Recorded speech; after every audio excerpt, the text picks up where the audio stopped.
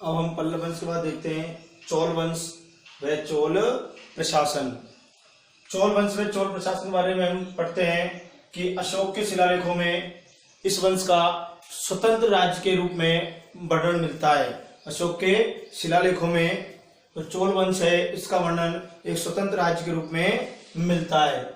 ये चोल वंश के जो शासक थे, लोग थे, वो तमिल भाषी थे। कैसे थे? तमिल भाषी, तमिल भाषा बोलने वाले थे। तमिल भाषा में उन्होंने उच्च कोटि का साहित्य भी लिखा। तमिल भाषा में उन्होंने उच्च कोटि का साहित्य भी लिखा। चोल वंश के राजा ने पुहार अर्थात पुगार नगर की नींव डाली।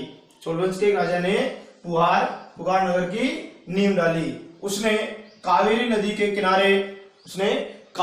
के किनारे 100 मील लंबे बांध का निर्माण करवाया। 100 मील लंबे बांध का निर्माण करवाया। चोल राजराज प्रथम ने जो है आसपास के क्षेत्रों को जीता, अपनी विजय अभियान को जारी रखा और दक्षिणी भारत का एक छत्र सम्राट हो गया। अर्थात श्रीलंका तक इसने अपनी जीत पहुंचाई और दक्षिणी भारत का एक छत्र सम्राट बन गया। कौन? राजराज प्रथम। तंजौर में शिव का राजराजेश्वर मंदिर भी इसी ने बनवाया। राजराज प्रथम ने तंजौर में शिव भगवान का राजराजेश्वर, जिसे बृहदेश्वर भी कहते थे, उसका मंदिर बनवाया। इसके पुत्र राजेंद्र प्रथम, किसके? राजराज प्रथम के पुत्र राजेंद्र प्रथम, इनके पास शक्तिशाली नौसेना थी, इनके पास जहाजी बेड़ा था और नौसेना के साथ व्यापक विजय प्राप्त करके इसने गंगेकोंड की उपाधि धारण की। अर्थात गंगेकोंड की उपाधि किसे मिली? राजेंद्र प्रथम को। राजेंद्र प्रथम को कौन सी उपाधि मिली? गंगेकोंड की उपाधि। चोल प्रशासन ग्राम पंचायत प्रणाली पर आधारित था। प्रशासन की सुविधा की दृष्टि से चोल राज्य 6 भागों में बटा हुआ था। चोल राज्य ग्राम पंचायत प्रणाली पर आधारित था और प्रशासन की सुविधा की दृष्टि से जो चोल राज्य था वो 6 भागों में बटा हुआ था, जिसे क्या कहते थे? मंडलम। और मंडलम के भी उप विभाग थे, कोट्यम आदि। गांव के प्रतिनिधि जो है नियमित रूप से प्रतिवर्ष निर्वाचित होते थे। चोल प्रशासन पढ़ रहे हैं, चोलकालीन प्रशासन कि उस समय गांव के प्रतिनिधि नियमित रूप से प्रतिवर्ष निर्वाचित होते थे। मंडलम को स्वायत्तता प्राप्त थी, लेकिन राजा को नियंत्रित करने के लिए कोई केंद्रीय विधानसभा नहीं थी। भूमि की उपज का लगभग 6वां भाग, अर्थात चोल वंश के समय पर भूमि की उपज का लगभग 6वां भाग जो है वो सरकार को लगान के रूप में मिलता था। अर्थात जो कृषि भूमि है उससे जो उपज होती है, कृषि की जो पैदावार होगी, उसका 6वां भाग जो है सरकार को लगान के रूप में देना होगा, लगान के रूप में चुकाना होगा। लगान जो है या तो अनाज या स्वर्ण मुद्राओं में दिया जाता था। अर्थात लगान या तो अनाज या फिर स्वर्ण मुद्रा के रूप में दिया जाता था। उस समय चोल राज्य में, चोल प्रशासन समय पर अर्थात चोल राज्य में सोने का जो सिक्का प्रचलित था, चोल राज्य में जो सोने का सिक्का प्रचलित था उसे क्या कहते थे? कासू, जो 16 ओस का होता था। किसका? 16 ओस का होता था।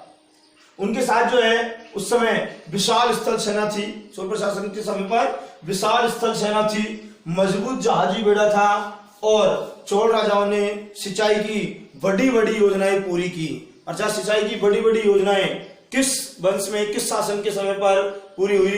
तो चोल वंश में सिंचाई की बड़ी योजनाएं पूरी की गई और मंदिरों की गोपुरम शैली का विकास भी हुआ। उसी समय। अब हम देखेंगे राष्ट्रकूट वंश की स्थापना 736 ईस्वी में दंती दुर्ग ने की थी। किसने की? दंती दुर्ग ने। राष्ट्रकूट वंश की स्थापना 736 ईस्वी में दंती दुर्ग ने की और नासिक को अपनी राजधानी बनाया।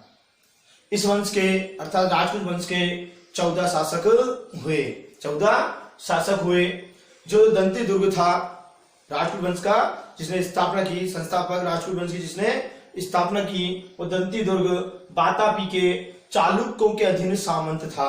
वातापी के चालुक्यों के अधीन सामंत था। उसने अंतिम चालुक्य शासक कीर्ति वर्मा द्वितीय को पराजित किया। किसने? दंती दुर्ग ने। दंती दुर्ग ने चालुक्य जो था शासक कीर्ति वर्मा द्वितीय, अंतिम चालुक्य शासक था ये कीर्ति वर्मा द्वितीय, इसे पराजित करके और चालुक्यों की सत्ता समाप्त कर दी। चालुक्यों की सत्ता समाप्त कर दी। राजपूत वंश की स्थापना 736 ईस्वी में दंती दुर्ग ने की। नासिक को अपनी राजधानी बनाया। इस वंश के 14 प्रमुख शासक हुए। जो दंती दुर्ग था वो वातापी के चालुक्यों का अधीन सामंत था और इसने अंतिम चालुक्य शासक कीर्ति वर्मा द्वितीय को पराजित करके और चालुक्यों की सत्ता समाप्त कर दी। इस वंश के शासक कृष्ण प्रथम ने एलोरा का सुप्रसिद्ध कैलाशनाथ मंदिर का निर्माण करवाया।